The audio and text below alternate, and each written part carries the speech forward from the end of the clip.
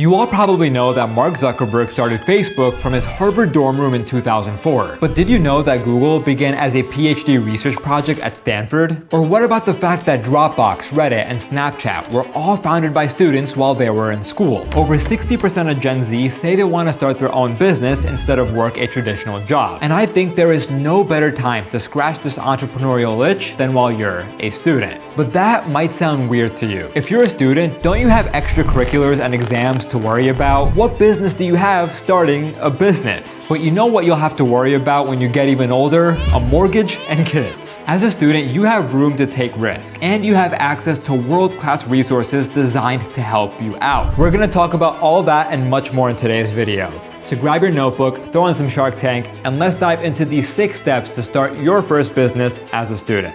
Thanks to Claude for sponsoring this video. Step 1. Spot a problem you can solve. In 2011, a pair of students at Stanford University named Reggie and Evan noticed a problem with social media. They didn't want to share certain photos because they'd live online forever. So Reggie pitched the idea of disappearing photos, a way to communicate more freely without the fear of a digital footprint. That idea became an app called Peekaboo, which eventually became Snapchat. And a mere 2 years later, Facebook famously offered to buy it for $3 billion.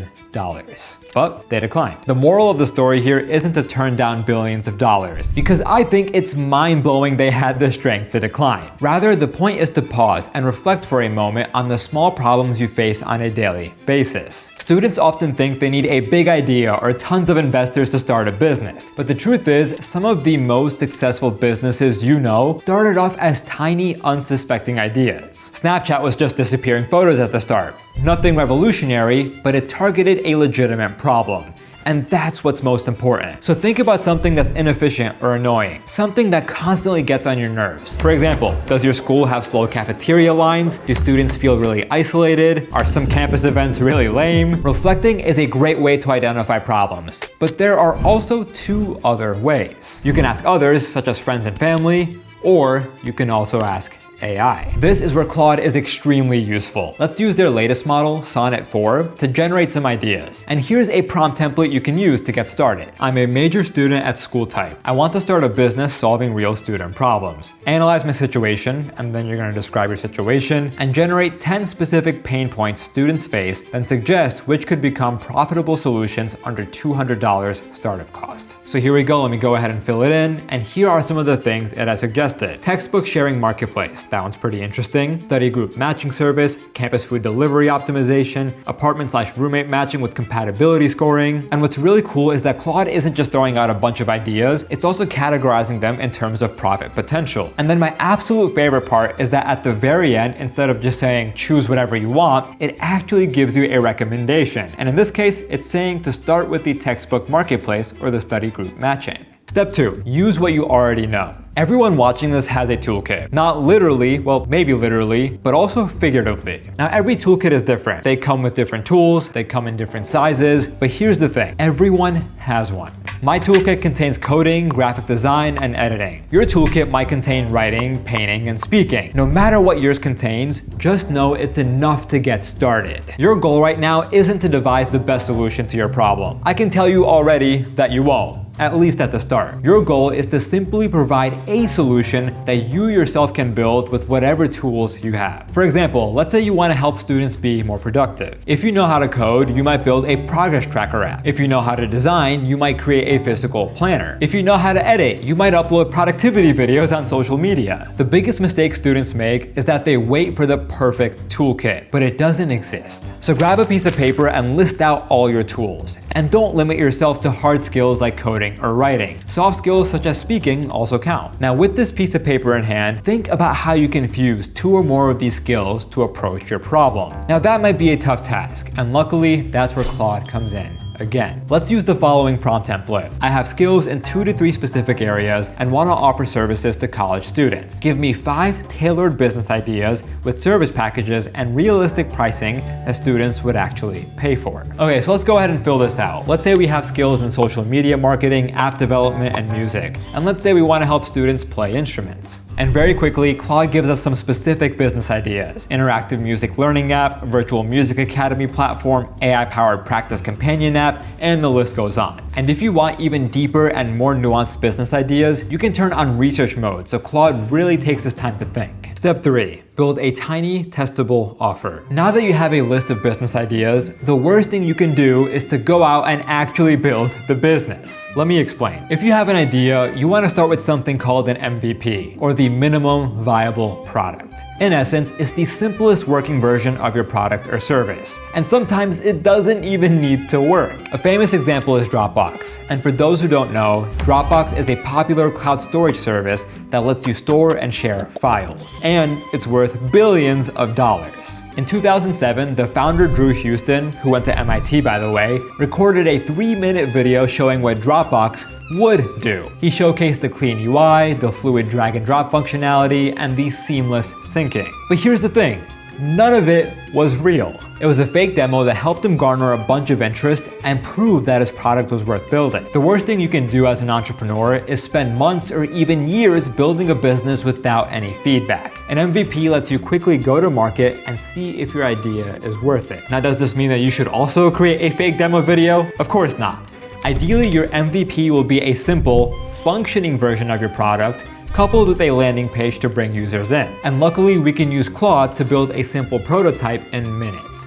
Say we want to build a study group finder for college students. We could then ask Claude the following: create a study group finder where students can post what subject they're studying, when they're available, and join existing groups. Include a simple form and group listings. Very quickly, Claude generates a working prototype with all the core functionality. Now you can immediately test it, share it with classmates, and see if students actually want this thing without spending weeks coding. Now this looks fantastic, but if we want to build a robust application, we can move to something called Claude Code. This is an AI tool that can build real software for you. Now I am stoked to show you how this works. We'll open up Claude Code here and type in what we're looking to create. And here's the template we're going to use. I'm creating a weekly planner for target customer who struggles with problem. Write compelling landing page copy, create 3 service tiers with pricing, and provide basic HTML and CSS for a professional website. So now once we go ahead and fill this in, Claude Code will break down the project for us and start implementing it on our behalf. And it's actually mind-boggling how good this program looks right away. Y'all should have fun with this because this is truly a new era of software development. You can build whatever you want even if you don't know how to code. Step 4, get your first 10 users. Now that you've built your MVP, it's time to go out into the world and acquire your first actual users. It doesn't matter how you get them. The goal is just to get them. And this will probably be the scrappiest, most inefficient marketing you'll ever do. But right now, the goal isn't to scale. It's just to get started. Approach friends, approach enemies, approach family, approach strangers.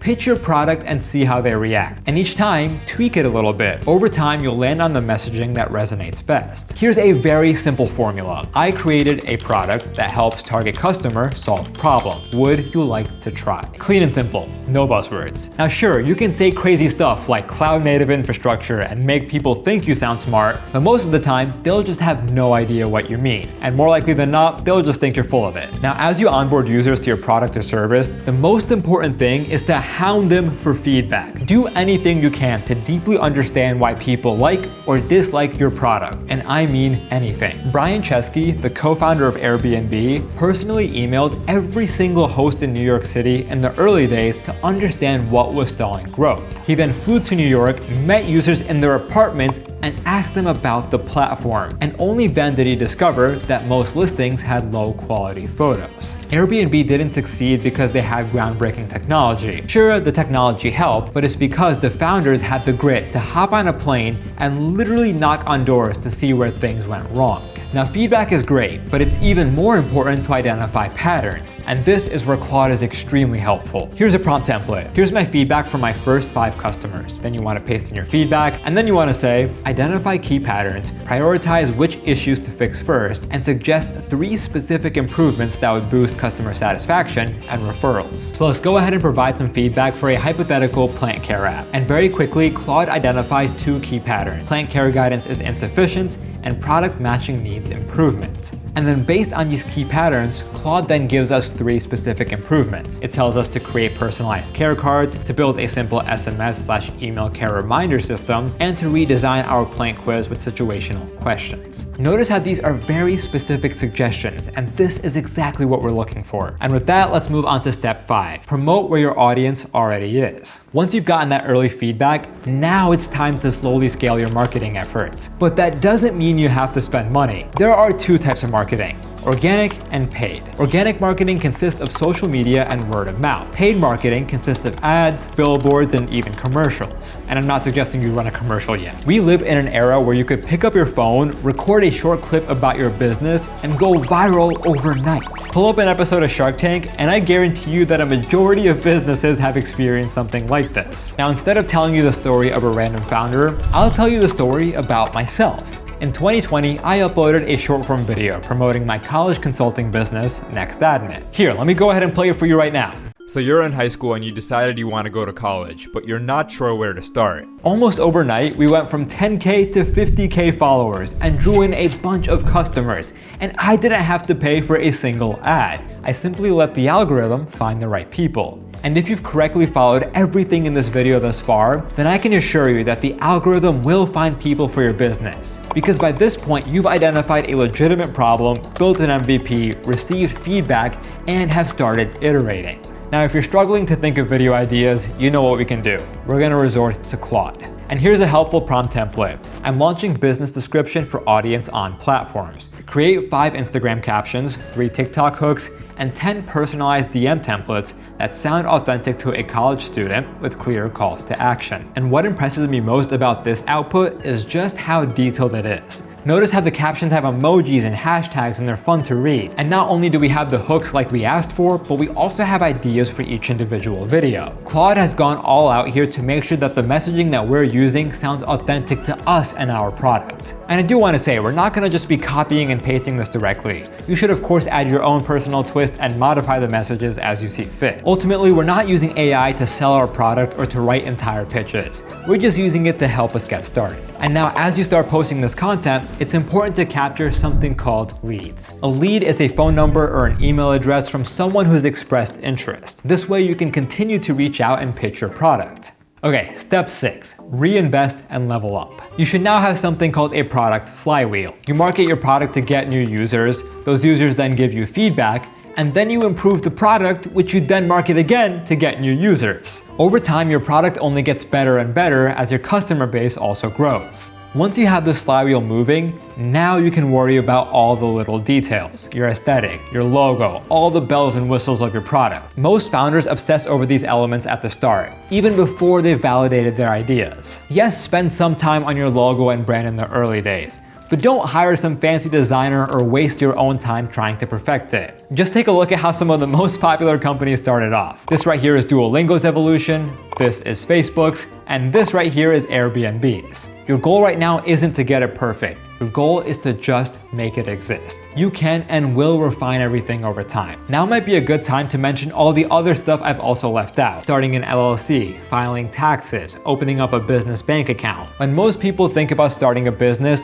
their mind immediately goes to opening up an LLC. Yes, it's an important step, but you don't need to figure it out right away. And in some cases, you might not even need it. Plus, it's important to note that if you're a student, your college might have resources to help you with all the paperwork and logistics. For example, MIT had a law clinic that helped me register my company, NextAdmin. MIT also had an entrepreneurship center, which offered a ton more resources, such as pitch competitions, makerspaces, and innovation grants. And if your college has these, you can use Claude to make the most of them. Here's a prompt template you can use. I'm applying for grant/competition with my business, and then you want to put in a description. Help me create a document type that positions my student perspective as an advantage and includes realistic projections for specific requirements. Notice how Claude outputs a detailed executive summary of this hypothetical business. Now, of course, when you use this prompt, you should provide a bunch of data so Claude's output is accurate. But the point here is just to give you a sense of what this AI can do. And plus, you should never just blindly use whatever it outputs. You should always refine it and make sure it aligns with what you're actually doing.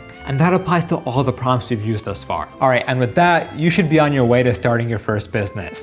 Whether it's a lemonade stand or the next AI unicorn, the principle in this videos will always hold true. Building a business is not a linear process. It's a loop, one that you'll go through again and again and again. In fact, maybe you should loop this video just so you can internalize all the principles. If you want a part 2 or have any questions, let me know in the comments. Or maybe you can ask Claude. Sonnet 4 is an incredibly powerful model and can essentially serve as your AI co-founder. Try it out, let me know what you think, and I'll see you again next week.